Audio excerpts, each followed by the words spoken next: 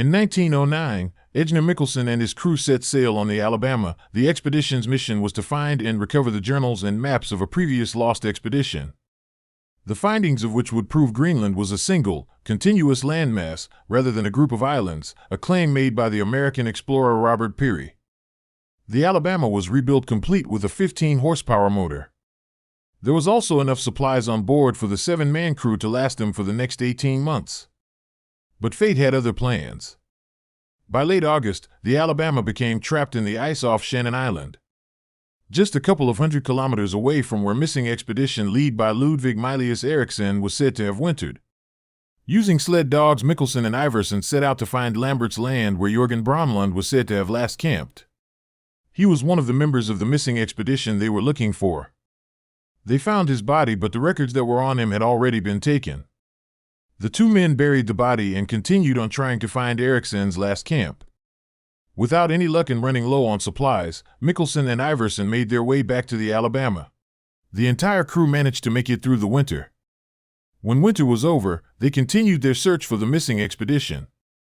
However, bad weather, 6 sled dogs, and having to carry a lot of supplies greatly slowed the search down. In April, the search party split up. 3 crew members went back to the Alabama while Iverson and Michelson continued the search on their own.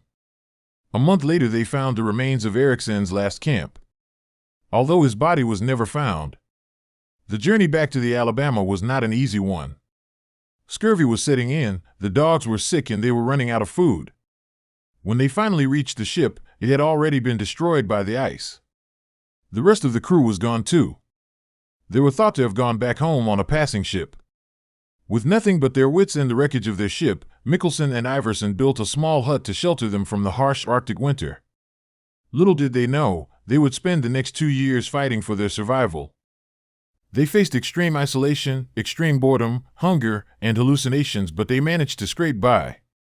While they were away from their hut, a polar bear was said to have broken into the hut looking for food and had chewed up Michelson's diary. Despite the hardships and setbacks, they never lost hope.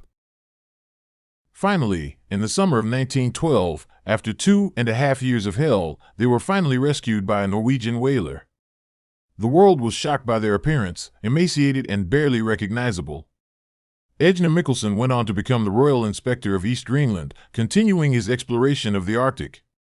Ivar Iverson had enough of the Arctic and settled down, never to return.